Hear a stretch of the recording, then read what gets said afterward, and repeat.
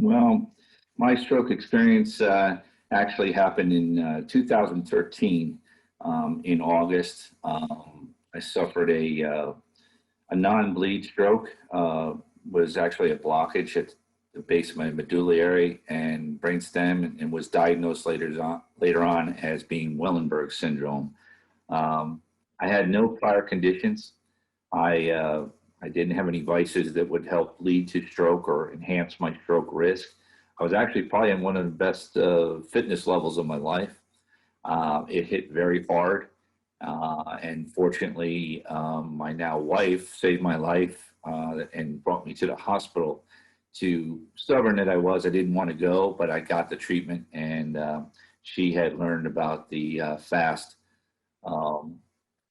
preventative things for stroke, and she noticed the signs, and it ended up saving my life because I got to the hospital in time to get the treatment I needed to not only save my life, but save the quality of life that I can still have today. Yes, changing it or having a stroke did change my perspective of disability, or what I thought was a disability I might have seen in some other people who had been afflicted in any way. Um, I've been blessed with good health up until that point. So it was very much a role reversal, and it allowed me to see and feel and understand what people go through and their challenges in everyday life that I had never had those obstacles before. So I have utmost respect for the people that are still afflicted and that go through a process of stroke and stroke recovery.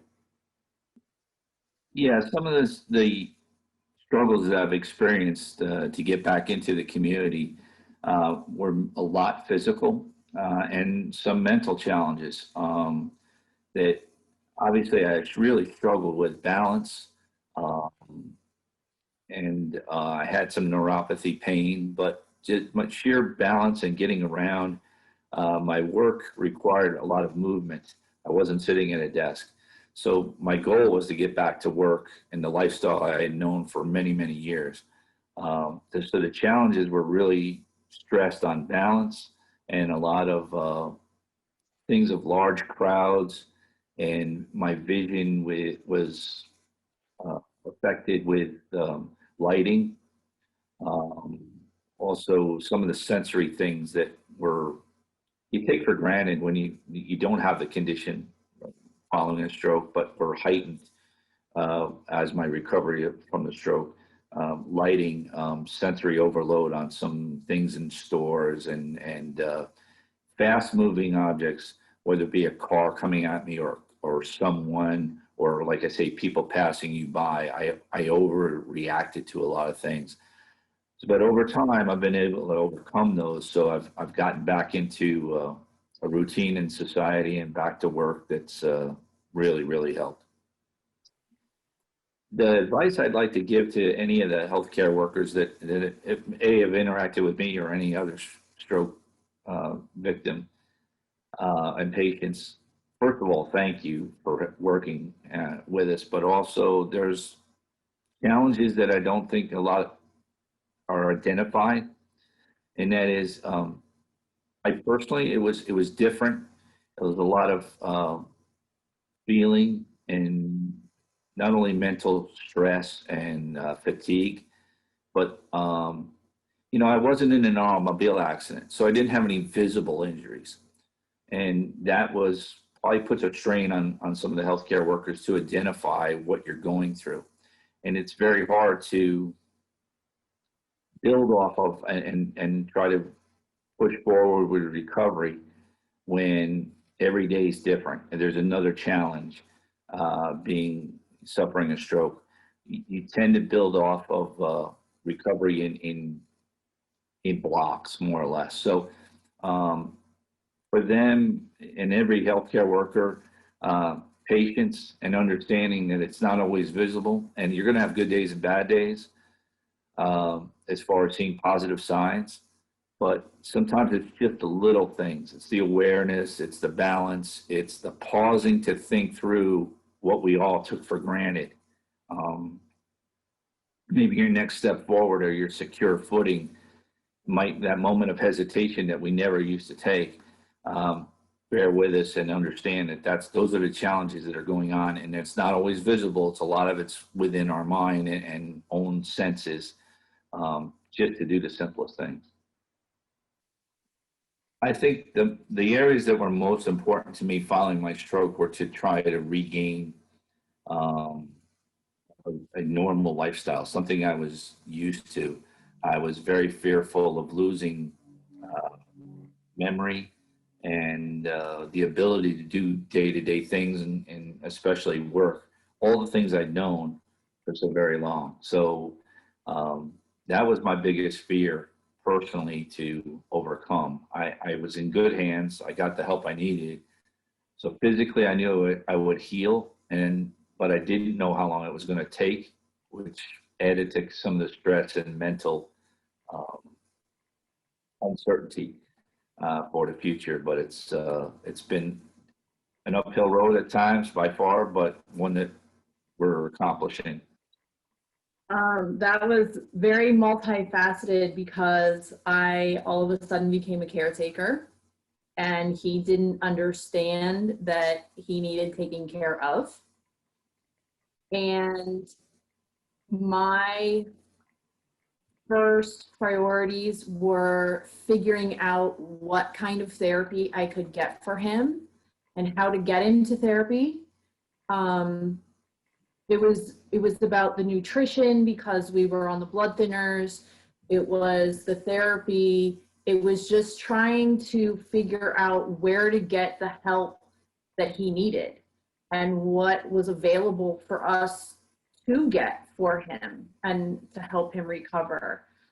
He needed a lot of recovery, and his stroke was massive, and he was in neuro ICU for 13 days. And his CPU, his main control panel in his brain was injured. And nobody explained to us the severity of, once you have a brain injury, a stroke, or whatever kind of brain injury that is you have a brain injury for life. And nobody explained that to us. So when my role became that of a caregiver, my perception of what was available and of my community and of the healthcare system very much so changed. This was uncharted territories, and I really found out that the healthcare system was very unorganized. I found out that a lot of doctors want to put everybody in a square hole when sometimes you're a round peg, and that doesn't always work. I was able to find in the community some wonderful groups, some stroke groups, some caregiver groups that were extremely supportive and helpful. And it was very nice to talk to people that had been through or were going through very similar things. It was actually something at one point we fought about. He was very upset that I was talking to people about our problems. And, but there's a great, huge community out there for that, and one that even now, 7 years later, I'm still involved in. But the healthcare system definitely made me start to do more research on my own, and so that I could try to come up with the best plans possible for his recovery. So if I had any advice for healthcare providers in dealing with stroke patients and their immediate families, I feel like we were very, very fortunate that I was able to be very involved while he was in ICU and for all of his therapies that happened in the hospital. I feel like we were very fortunate that I saw the doctor almost daily. I usually was in the room when he came in. I just made it a point to be there. I never felt talked down to, which was super important. And I never felt like the doctors talked over my head. And there's so much confusion, and you can't see the injury. It's not like somebody's sitting in a cast or they've got stitches from a surgery. And So you don't understand it because you can't see it. So it's important for the healthcare workers to not make us feel more confused. And sometimes the simplest question the answer may make a huge difference for us in our comfort levels of knowing what's happening and what the next step is. And for me, probably the awareness of the healthcare workers adding to that would be that for them to basically identify with you a little bit, and whether it be in consultation and understanding either the family members around you, because those are going to be the people that'll be intertwined in your life and caregiving, working with you in this important recovery. But yeah, I think the information and learning, stroke awareness. I mean, nobody really knew about, or I didn't know about it in detail. And I became so much more aware of how many more people in the community and friends of mine that did have some form of a stroke or someone close to them. Just the awareness of the sheer volume of people afflicted with a stroke and the awareness of that increased. But from the medical professionals, just a little bit more knowledge and sharing what they know and maybe what they anticipate or have seen in the past, which will help you in the days ahead. I think it's about a communication, and it's about spending a few extra moments maybe to help make that journey that much easier. Well, of course, he had to be different and have a very rare type of stroke. And so when we were in the hospital in New York, we weren't living in New York, we were there for work, and that's where he had the stroke, and they kept bringing all of the students in to study him and look at him, because normally Wallenberg syndrome, they have to learn from a book. I was the live exhibit. So he was the live exhibit. And so they kept bringing in all the rotations of med students that were in the hospital to look at him and go through all of his symptoms, because he had a little bit of every single symptom of Wallenberg syndrome. So yeah, it was learning for everybody, which I guess it's and doing things like we're doing right now. I got to tell you guys, I was